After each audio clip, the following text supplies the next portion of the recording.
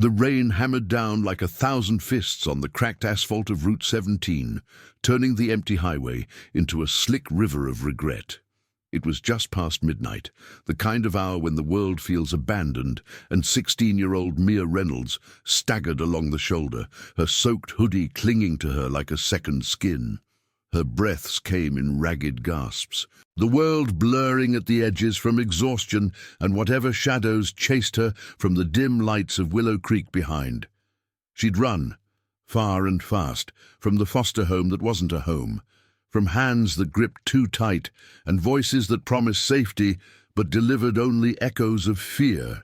Now her legs buckled beneath her, the cold seeping into her bones, and she collapsed into a puddle, her body curling instinctively against the storm's fury. No one saw, no one cared, or so it seemed. But then a low rumble pierced the downpour, growing from a distant growl to a thunderous roar that vibrated through the ground. Headlights sliced through the sheets of rain like golden blades.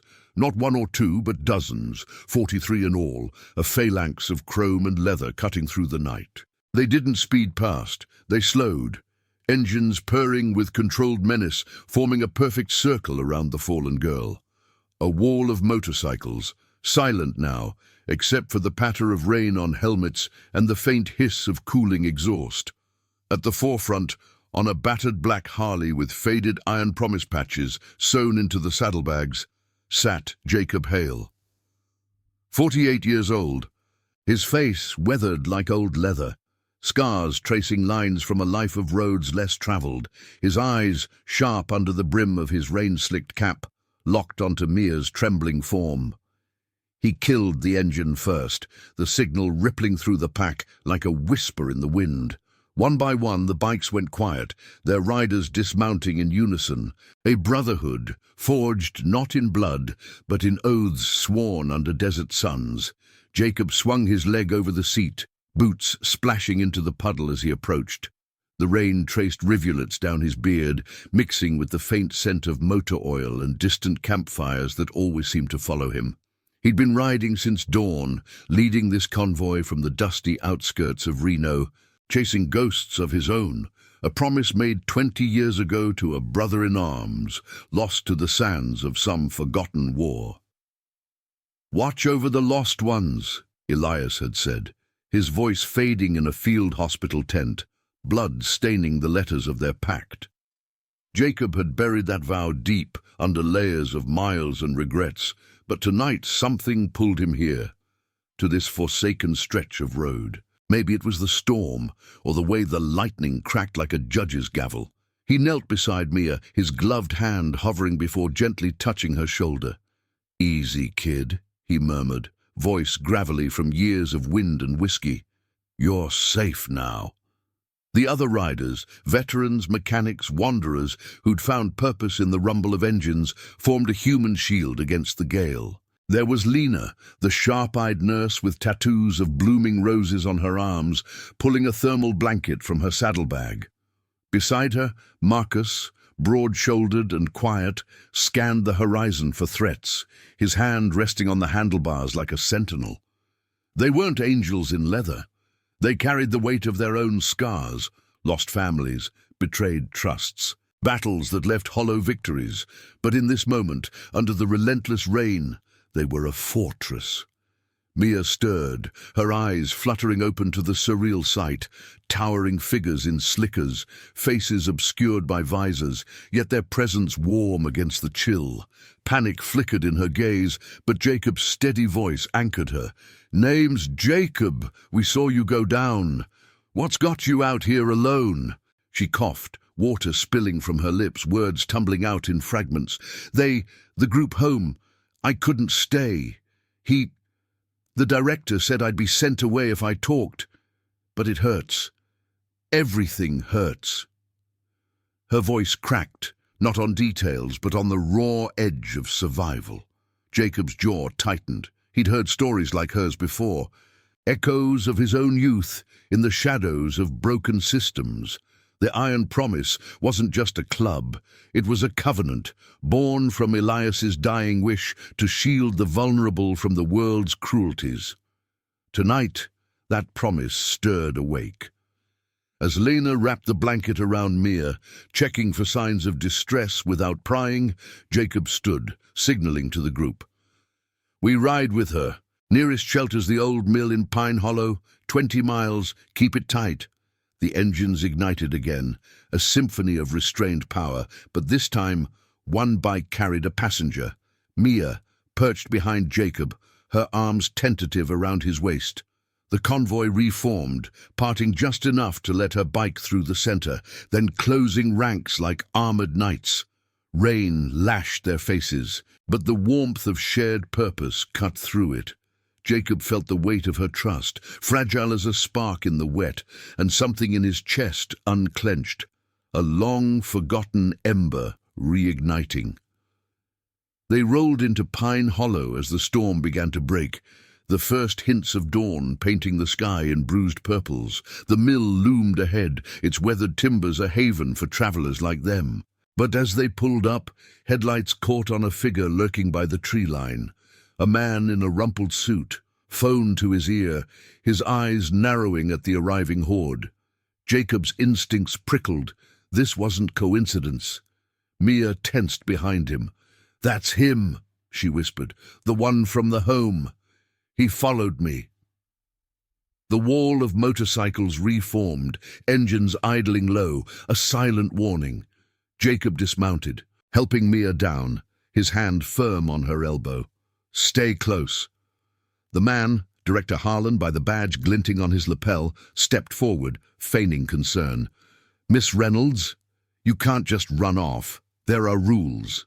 This circus doesn't change that." His voice dripped with authority, the kind bought with backroom deals and silenced complaints.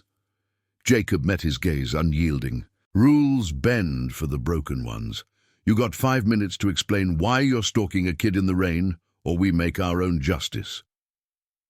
The riders shifted, a subtle creak of leather and metal, their loyalty a palpable force. Harlan faltered, glancing at the sea of determined faces. In that pause, Mia straightened, her voice gaining strength. "I'm not going back, not to lies and locked doors." And as the first rays of sun pierced the clouds, glinting off wet chrome, Jacob knew this was just the beginning. A promise revived, a girl reclaimed, and a corruption unraveling thread by thread. The road ahead would test them all, but in the quiet honor of dawn, they were unbreakable. The sun climbed higher, casting long shadows across the mill's sagging porch, where the air hung heavy with the scent of damp wood and pine sap. Director Harlan shifted his weight, his polished shoes sinking into the mud, a stark contrast to the rugged boots of the riders encircling him. His face, pale and pinched under the morning light, betrayed the cracks in his facade, eyes darting from Jacob to the silent wall of motorcycles, their chrome frames still dripping from the night's fury. 43 bikes, 43 souls, bound by something deeper than ink on leather. Harlan cleared his throat, forcing a smile that didn't reach his eyes. "This is a misunderstanding. Mia's under my care, state placement. You can't just intervene like this." Jacob stepped forward, his presence a quiet storm, the faint creak of his leather jacket the only sound breaking the tension. Behind him, Mia clutched the edge of the thermal blanket, her knuckles white, but her chin lifted, a spark of defiance kindled by the unexpected shield around her. Jacob's mind flashed to Elias, that sweltering night in the desert outpost, the air thick with dust and the copper tang of blood. "Promise me, brother," Elias had rasped, clutching the dog tags that now hung heavy around Jacob's neck. "The world's full of wolves in suits. Watch the lost ones. Give 'em what we never had, a way out." Jacob had nodded then, sealing the oath with a grip that outlasted the war. He drifted after, burying it under endless highways, until this girl, this storm-tossed echo, pulled it to the surface. "Care," Jacob echoed, his voice low, carrying the weight of miles unspoken. "Looks more like a cage from where I'm standing." He glanced at Lena, who knelt beside Mia, her hands steady as she assessed the girl's pallor. the faint tremors that spoke of more than just the cold. Lena's own scars ran deep, a decade nursing in war zones, losing a brother to the same system Harlan represented. She met Jacob's eyes with a nod. No breaks, no hidden hurts beyond exhaustion. But the girl's words from the road lingered. He said I'd be sent away if I talked. Jacob's gut twisted. He'd seen it before. Foster mills grinding down the vulnerable, trading silence for funding, honor for expediency. Harlan's laugh was brittle, echoing off the mill's walls. You think you're heroes? A bunch of road rats playing savior. She's a ward of the state. Hand her over, or I'll have the law here in minutes. He pulled out his phone, thumb hovering, but Marcus, ever the quiet enforcer, his frame like a oak rooted in the earth, stepped closer, his shadow swallowing the device. The other riders didn't move, but their stillness was thunderous, engines ticking as they cooled, a reminder of the power coiled within. One wrong word, and the road would roar again. Harlan's bluff faltered. Sweat beaded on his brow despite the chill. Mia broke the silence, her voice threading through the standoff like a fragile wire. You followed me. All night. Why? Afraid I'd tell about the others, the ones who disappear. Her words hung, painting shadows of doubt. Harlan's face hardened. But Jacob saw the flicker, the lie beneath the polish. This wasn't just pursuit, it was desperation. A man guarding secrets that could topple his empire of false benevolence. Jacob raised a hand, signaling calm to his crew. We're not the law, Harlan, but we know justice when it's twisted. Ride out, leave the girl, or explain yourself to more than just me. The director hesitated, glancing at the tree line as if expecting backup that never came. The mill's isolation worked both ways. No sirens yet, just the whisper of wind through the pines and the distant call of a crow. Finally, he pocketed the phone, backing toward his sedan parked in the underbrush. This isn't over. You'll hear from authorities. But his retreat was hasty, tires spinning mud as he fled down the gravel path, leaving a plume of dust that the breeze quickly scattered. Jacob exhaled, the tension easing like a bowstring released. He turned to Mia, crouching to her level, rain still dripping from the eaves above. You all right, kid? That took guts. She nodded, but her eyes, storm-grey and searching, held questions. Why'd you stop? Strangers don't just do this. Jacob paused, the weight of the promise pressing on him. Had a friend once. Made me swear to look out for folks like you. Lost causes in a world that forgets them. Name's Jacob Hale. This here's the iron promise. Family by choice, not chance. The group began to stir, riders checking gear, sharing quiet words. Lena offered Mia a protein bar from her pack, the wrapper crinkling softly. Eat, we've got a ways to go. Marcus scouted the perimeter, his boots crunching leaves, ensuring no tails lingered. As the sun warmed the air, chasing away the last of the storm's chill, Jacob felt the pull of the road ahead. Harlan's flight meant trouble brewing, calls to sheriffs, maybe worse, but for now the mill offered respite. A fire kindled in the old hearth, its crackle mingling with the aroma of brewing coffee from a battered percolator. They settled in, the space transforming from hollow shell to makeshift sanctuary. Mia sat by the flames, blanket draped over her shoulders, the warmth coaxing color back to her cheeks. Stories emerged in fragments, hers of the group home's locked rooms and whispered fears. The other kids vanishing into better placements that never materialized. Jacob listened, his face impassive, but inside, Elias's voice echoed, "Honor the oath, Jake, it's all we've got left." His own past surfaced in flashes, a runaway at 15, saved by a grizzled vet on a chopper much like his own. That act had forged him, leading to the club, to battles where loyalty meant survival. As noon approached, the convoy prepped to move. Jacob mapped the route on a worn atlas spread across a crate, south to the neutral ground of Blackridge, a town with a sympathetic judge who'd bent rules for the promise before. "We'll get you clear," he told Mia. "No more running alone." She mounted behind him again, her grip surer this time, the engine's vibration a steady heartbeat under them. The bikes roared to life, a chorus that drowned out doubts, forming up in tight formation, flankers out, scouts ahead. But as they crested the first hill, a glint in the rear view caught Jacob's eye. Distant lights, not storm remnants, but pursuit. Harlan hadn't wasted time. The road twisted ahead, promising chases and choices, but Jacob's resolve hardened like forged steel. This promise, revived in the rain, wouldn't break. Not while 43 hearts rode as one, guardians against the gathering dark. The horizon beckoned, vast and unforgiving, but in their unity, hope flickered, a quiet fire against the coming trial. The asphalt blurred beneath the tires as the convoy surged forward, the engine's growl a defiant anthem against the winding curves of Route 17. Jacob leaned into the turn, the wind whipping at his jacket, carrying the sharp tang of wet earth and pine from the flanking woods. Mia's arms tightened around his waist, her breath steady now, a quiet rhythm syncing with the Harley's pulse. Behind them, the mill faded into the rear view, its silhouette swallowed by the rising hills, but the glint of those distant lights lingered like a predator's eyes, persistent, closing the gap. Harlan's sedan, or whatever shadow he'd summoned, wasn't giving up. Jacob's grip on the handlebars whitened.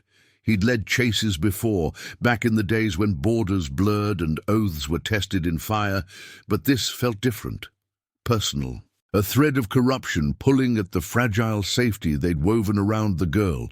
Flankers peeled off at Jacob's signal, a quick flash of his headlight, scouting the bends ahead, while Marcus took rear guard, his massive frame cutting through the air on a customized Indian that roared like a beast unchained. The pack moved as one organism, 43 bikes weaving through the midday haze, dust kicking up in faint plumes, where the road met gravel shoulders. Lena rode point on Jacob's left, her eyes scanning the mirrors, the faint scent of her rose-tattooed arms mingling with the exhaust when they paused at stops. She'd patched up enough strays in her life to know when fear hid deeper wounds. Mia's silences spoke volumes, hints of a home that locked doors against the very kids it swore to protect. "Keep her close," Lena had murmured before they mounted up, her voice a soft anchor in the mill's dying firelight. Jacob nodded then, the weight of Elias's dog tags pressing against his chest like a reminder etched in metal. Miles stretched, the sun beating down now, turning the highway into a shimmering ribbon that tested resolve. Mia shifted behind him, her voice cutting through the rush. "Those lights! They're coming faster." Jacob glanced back, the pursuit now clear. Not one car, but two. Sleek black sedans, unmarked, their forms slicing through traffic like knives. Harlan's reach extended further than a single desperate man. Allies in uniforms or worse, bought with the same dirty coin that silenced complaints in places like Willow Creek. Jacob's mind raced to the old days, the war's aftermath when he'd ridden with Elias, dodging checkpoints in foreign dust bowls. "Promised we'd build something better," Elias had said one night by a campfire, stars indifferent overhead. "A code that don't break for badges or bucks." Jacob had laughed it off then, but the iron promise rose from those embers, a network of wanderers, vets and survivors who traded blood ties for unbreakable bonds. He twisted the throttle, the Harley surging ahead, the convoy matching his pace in a fluid ballet of chrome and resolve. The lead sedan pushed closer, its horn blaring a hollow warning, but Marcus swung wide, blocking the lane with deliberate menace. No aggression, just presence, a wall of leather and loyalty that forced the car to brake, tires screeching on the blacktop. The second vehicle swerved, attempting to flank, but Lena and two others closed the gap, their bikes forming an impenetrable V. Shouts carried on the wind, indistinct but laced with authority. "Pull over! State business!" Jacob's jaw set. He'd danced this dance before, seen good men cuffed for standing ground, but Mia wasn't cargo. She was the spark reigniting a vow long dormant. "Hold on," he called over his shoulder, feeling her nod against his back.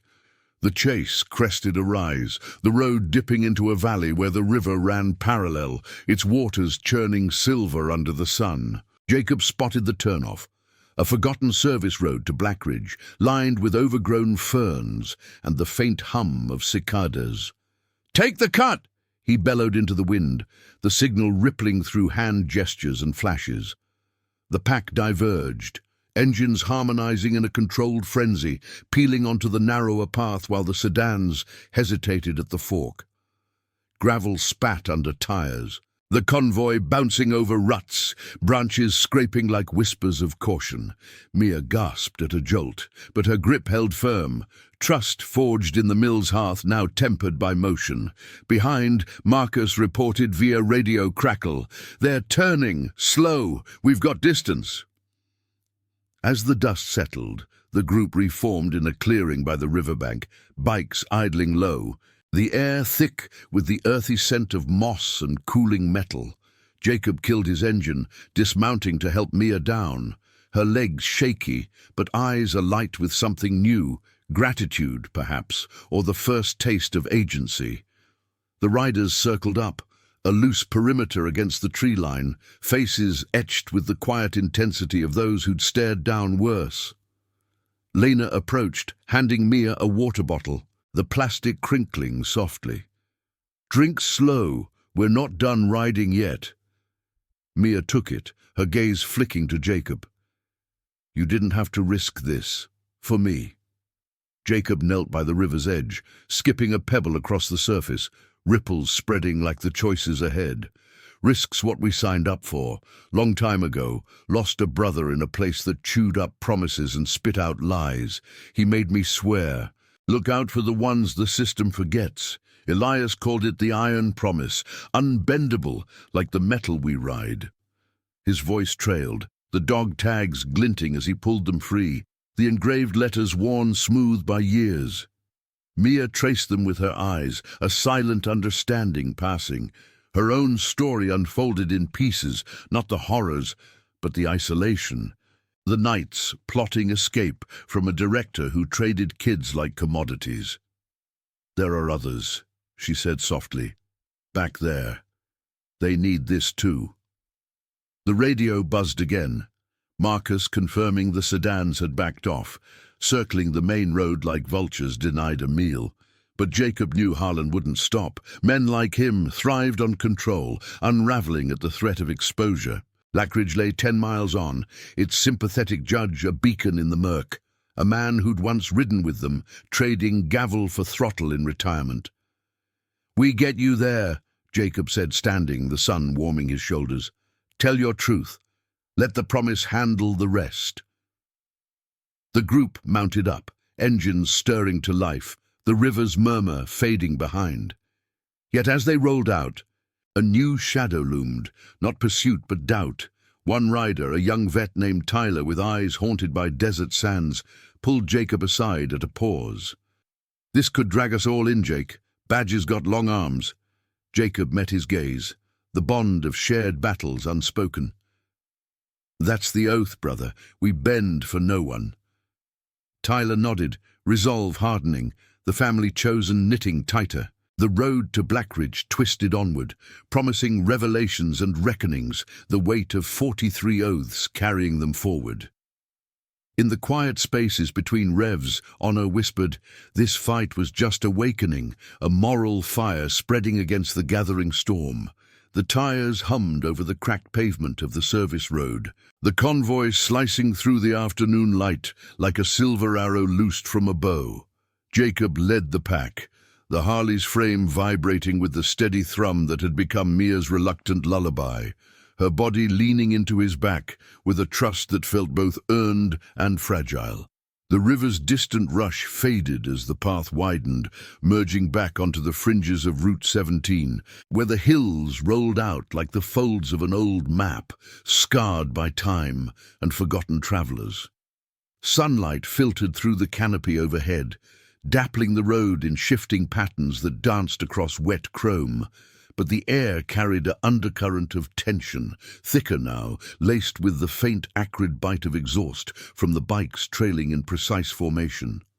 43 riders, their leathers creaking softly with each lean, eyes hidden behind visors that reflected the world in mirrored silence. They'd shaken the sedans for now, but Jacob's instincts prickled like sand under the skin. Harlan's kind didn't retreat without claws extended. Mia's voice rose above the wind, tentative but clear. "Blackridge, is it safe there? Or just another stop before they drag me back?" Her words tugged at Jacob, stirring memories of his own flight years ago. A 16-year-old ghost haunting backroads, saved only by the rumble of a stranger's engine. He glanced over his shoulder, the dog tag swinging against his chest like a pendulum marking unspoken debts. "Safe as we make it," he replied, his tone gravel-rough but steady. "Judge Harlan, no relation to that snake. Mind you, owes the promise a few turns, rode with us once before the bench called him home. He'll hear you out, no strings." Elias's oath echoed in the spaces between. Protect the lost, bend the broken systems with truth, not fists. Jacob had strayed from it after the war, chasing horizons that blurred into numbness, but this girl, with her storm-worn eyes, had yanked him back like a chain, long-rusted but unyielding. Behind them, the formation held tight, Lena riding shotgun on Jacob's flank, her bike's custom exhaust popping faintly like distant gunfire. She'd lost count of the strays she'd mended. Kids with bruises hidden under sleeves, veterans with ghosts in their gazes. But Mia's quiet revelations at the riverbank had struck deep. Whispers of locked rooms in Willow Creek, where disappearances meant transfers to worse shadows, funded by grants and guarded by silence. Lena's tattooed arms flexed as she adjusted her grip, the roses inked there, a bloom of defiance against the thorns of her past. Marcus brought up the rear, his Indian a dark sentinel, radio clipped to his belt crackling with updates. Clear skies, no tails. But Tyler, the young vet riding just behind, wrestled his own demons. Desert flashbacks clawed at him during lulls like this, the whine of incoming fire, the betrayal of orders that left brothers in the dust. "This could cost us everything," he'd muttered earlier, his voice tight over the engine's growl. Jacob had clapped his shoulder then, the gesture heavy with shared sand. "Cost is what we pay for the promise, Ty." Elias didn't ride for easy. The road dipped into a shallow valley, the air growing warmer, heavy with the scent of wild sage brushing the undercarriage. Blackridge emerged on the horizon, a cluster of weathered buildings huddled against the foothills, the courthouse a squat brick sentinel with a flag snapping lazily in the breeze. As the convoy crested the final rise, engines throttling down to a purposeful purr, Jacob signaled a loose perimeter. Scouts fanning out to the edges of town, eyes on the main drag where locals paused mid-stride, coffee cups frozen in hands. Whispers rippled through the streets like wind through dry grass. 43 bikes rolling in wasn't subtle. Chrome glinting under the sun like a challenge issued without words. Mia straightened behind Jacob, her breath catching at the sight of normalcy. A diner with steam fogging the windows, kids on bikes scattering like startled birds. For a moment, the chase felt distant, a nightmare dissolving in daylight. They pulled up to the courthouse steps, the pack dismounting in a synchronized wave, boots thudding against the gravel lot. Jacob helped Mia down, her sneakers scuffing the dust, the thermal blanket still draped over her shoulders like a cape of borrowed courage. The judge, Elias Harlan, silver-haired and broad as a barrel, his eyes sharp from years behind the bench, emerged from the shadowed doorway. His robe swapped for a faded iron promise vest that hung loose over a flannel shirt. "Jake Hale," he rumbled, a grin cracking his weathered face as he clasped forearms in the old grip. "Heard the rumble from my chambers. What's the fire this time?" Jacob nodded toward Mia, who stood a little taller under the scrutiny. "Girl needs a fair ear. Foster system's got hooks in her. Deep ones. Directors chasing shadows to keep 'em buried. The judge's expression sobered, lines deepening like cracks in parched earth. He'd traded the road for justice after losing a son to the same bureaucratic grind. A kid shuffled through homes until the system claimed him in silence.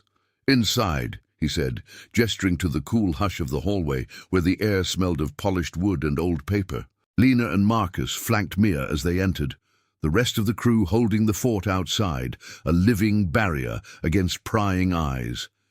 In the chamber, sunlight slanted through high windows, casting golden bars across the desk where Mia sat, her voice unfolding like a tightly wound spring finally released. No graphic tales, just the essence, fear in the nights, promises of safety twisted into threats, other kids vanishing into the ether of relocations. Judge Harlan listened, pen scratching notes, his face a mask of controlled fury. This Harlan, the director, he's got ties to county funds, all right. Smells like a racket preying on the unprotected. Outside, the air thickened as a familiar sedan crept into view at the town's edge. Harlan's, or one of his proxies, idling like a coiled snake. Tyler spotted it first, his hand drifting to his belt, but Jacob's voice cut through via radio. "Eyes on, hands off. Let the law play its part." Tension hummed through the group, leathers shifting, the faint clink of chains and keys a subtle underscore. Mia emerged after an hour, papers in hand, a temporary injunction, enough to buy time, her eyes brighter. The weight lifting like fog burned off by noon. "He believes me," she whispered to Jacob, the words a bridge across their shared solitude. But as the convoy reformed, engines stirring with a low growl that vibrated the ground, the sedan surged forward, blocking the lot's exit. Director Harlan stepped out, flanked by two deputies in crisp uniforms, their badges catching the light like false stars. "This ends now," he barked, voice echoing off the courthouse walls. "Kidnapping's a felony. Stand down." Jacob dismounted slowly, the pack mirroring him in eerie quiet, a sea of unblinking resolve. Mia tensed beside Lena, but Jacob's presence anchored her, the promise alive in his stance, unbowed. "We're standing for truth," he said evenly, the words carrying the full weight of 43 oaths. "Your move, Harlan, but justice don't hide in shadows anymore." The standoff stretched, the sun dipping lower, painting the scene in lengthening shadows. Deputies' hands hovered near holsters, but the riders' stillness held them at bay, a moral fortress against the tide of corruption. Tyler whispered to Marcus, doubt flickering. But loyalty won, binding them tighter. In that charged hush, with the scent of sage and tension thick in the air, Jacob knew the real ride was just beginning, a reckoning that would test every scar, every vow, pulling them deeper into the heart of the storm. If this chapter's tension has you on the edge, smash that like button. It keeps the engines running for what's next. The sun hung low over Blackridge, its rays slanting across the courthouse lot, like fingers accusing the standoff frozen in place. Director Harlan stood rigid, his suit rumpled from the chase, flanked by the two deputies whose postures screamed borrowed authority, hands itching near holsters, eyes flicking between the sea of leather-clad figures and the girl at their center. The air crackled with unspoken threats, thick with the mingled scents of sun-baked gravel, cooling engine oil, and the faint metallic tang of tension.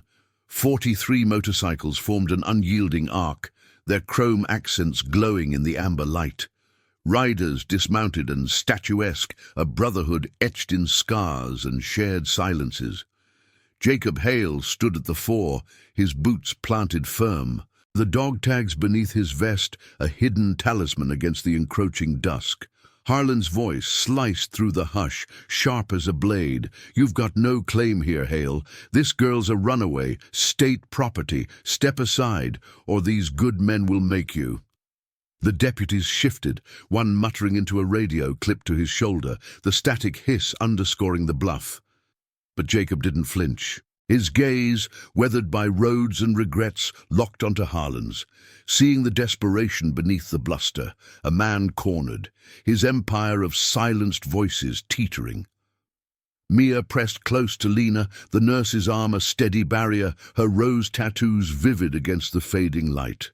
The girl's breath came quick, but her eyes held fire now, kindled by the judge's nod from the courthouse steps. Your papers clutched like a shield.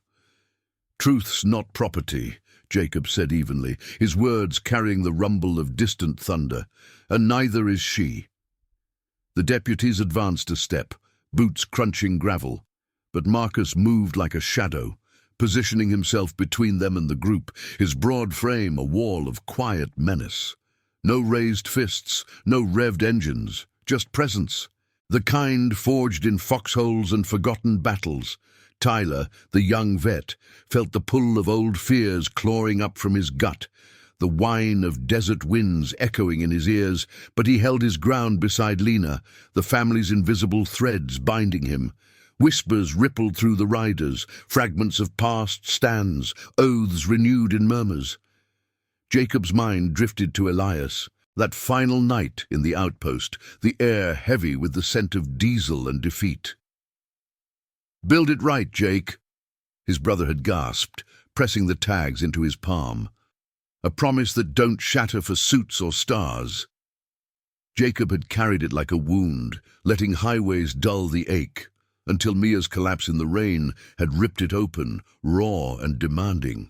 Harlan sneered, gesturing to the deputies. "Arrest them, all of them. Interfering with custody, that's federal." The first deputy hesitated, his hand freezing mid-reach, eyes darting to Jacob's unyielding stare. Something in the air shifted, the weight of 43 souls, each with stories of betrayal by badges and broken systems. Lena stepped forward then, her voice calm as a medic's in the chaos. "You boys know better. This ain't about law. It's about covering tracks. Girl's got a statement inside, judge's orders. You really want to explain hauling innocents for a director with dirty ledgers?" The second deputy faltered, radio forgotten, the crackle dying to silence. Harlan's face twisted, sweat tracing lines down his temple, despite the cooling breeze rustling the flag overhead. In the pause, Mia's voice broke free, small but piercing. "They lock us in at night, say it's for safety, but kids go quiet, one by one. I saw the lists, the money changing hands, you're part of it." Her words hung like smoke, curling into the deputy's doubts, painting visions of audits and headlines that could shatter careers. The first deputy lowered his hand, exchanging a glance with his partner, the moral fracture widening. Harlan lunged forward, grabbing for Mia's arm, but Jacob intercepted with a single step, his grip on the director's wrist ironclad yet restrained. "Touch her, and the promise breaks you first." The contact was brief, a warning etched in pressure. Harlan yanking back as if burned, his facade crumbling into sputters. The standoff teetered, the sun dipping behind the hills, casting the lot in twilight's purple veil. From the courthouse, Judge Harlan emerged fully, his voice booming like a gavel's echo. "Enough! Director, you're on notice. Investigation starts at dawn. Deputies, stand down. This is my jurisdiction." The words landed heavy, the judge's vest a subtle emblem of alliances deeper than robes. The deputies backed off, holsters untouched, murmuring apologies as they retreated to their cruiser, engines coughing to life. Harlan stood alone now, isolated in the gathering dusk, his sedan a lifeline he scrambled toward. "This isn't justice," he hissed over his shoulder. "It's vigilantes playing God." But Jacob watched him go, the taillights fading like a defeated spark. Knowing the real unraveling had just begun. Calls to higher offices, threads pulling at the promise's edges. The group exhaled as one, the tension uncoiling like a spring released, riders remounting with quiet efficiency, the clink of keys and zip of jackets a symphony of survival. Mia climbed behind Jacob again, her hold surer, the warmth of the engine chasing the chill from her bones. "They listened," she whispered, awe threading her tone. Jacob nodded, twisting the throttle as the convoy stirred, headlights piercing the twilight like stars igniting. Truth has a way, but Harlan's not done. He'll dig in, call favors. We ride to the safe house in Eldridge tonight. Regroup. Lena flanked them, her bike purring alongside, while Marcus scouted ahead, the path illuminated by the first fireflies dancing in the underbrush. As they rolled out of Blackridge, the town shrinking in the mirrors, the air cooled, carrying the crisp bite of evening pines and the faint, reassuring hum of unity. Tyler rode closer, his doubt eased by the victory, the oath reaffirmed in action. Jacob felt the dog tags settle against his chest. Elias's voice, a ghost in the wind. You did it right, brother. But shadows lingered, Harlan's network, the other lost kids waiting in Willow Creek's grip. The road curved into the night, promising rest but no surrender. The iron promise a beacon against the moral murk. 43 engines thrummed onward, guardians in the dark, their loyalty a flame that corruption couldn't quench. Yet in the quiet miles, Jacob sensed the storm gathering anew, tests of honor waiting just beyond the horizon's bend. The twilight deepened into a velvet shroud as the convoy carved through the winding backroads toward Eldridge, the engine's low growl a constant companion against the encroaching night. Jacob led the way, the Harley's headlight cutting a silver path through the gloom, illuminating fleeting glimpses of twisted oaks and starlit meadows that flanked the asphalt. Mia's presence behind him was a steady weight now, her arms looped around his waist with the quiet assurance of someone who'd glimpsed the edge of despair and pulled back. The wind carried the cool kiss of mountain air, laced with the earthy whisper of ferns brushing the undercarriage. A balm after the courthouse's charged standoff. 43 bikes trailed in disciplined waves, their taillights weaving like fireflies in formation, a testament to the unbreakable rhythm of their bond. Lena rode close on Jacob's left, her silhouette sharp against the moon's rising glow, the faint pop of her exhaust punctuating the miles. She'd seen enough close calls in her nursing days, triage tents under foreign skies where loyalty meant the difference between life and lingering shadows, to know this ride carried more than just a girl to safety. Mia's fragmented stories from the chamber lingered in her mind, hints of isolation in Willow Creek, where fear muffled cries and placements masked deeper neglect. No need for stark details. The essence was enough to fuel the quiet fury simmering in the group. Marcus scouted ahead, his Indian's roar fading into the distance before circling back. Radio checks confirming the path clear, no sedans lurking in the dark, no Harlan shadows slinking behind. Tyler brought up the rear with a few others, his earlier doubts dissolved in the judge's intervention, replaced by the solid warmth of purpose reclaimed. Jacob's thoughts drifted with the road's curves, the dog tags cool against his skin, Elias's engraved words, a silent mantra. Honor the lost, Jake.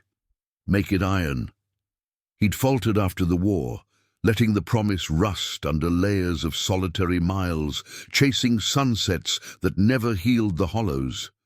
But tonight, with Mia's breath sinking to the engine's pulse, it felt reforged, hot, unyielding. Eldridge's safe house loomed in his mind, an old ranch house on the town's outskirts, tucked among rolling hills, run by promise allies who'd turned scars into sanctuary. No questions asked, just doors opened and fires lit. Almost there, Jacob called over his shoulder, the wind snatching his words, but not their intent. Mia nodded against his back, her voice soft in the rush. Feels like a dream, like you all just appeared. The convoy crested a final ridge, Eldridge unfolding below like a hidden valley cradled in the earth's palm. Streetlights flickered to life, casting warm pools on quiet lanes where ranch-style homes slumbered under the stars. They turned onto a gravel drive, hidden by a copse of pines, the crunch under tires announcing their arrival like a secret handshake. The safe house emerged, A sturdy timber structure with a wraparound porch, its windows glowing amber from within, the scent of wood smoke curling from the chimney. Engines wound down one by one, the sudden silence profound, broken only by the distant hoot of an owl and the soft patter of boots on stone. Riders dismounted, forming a loose circle as lanterns flickered on, illuminating faces etched with the day's toll.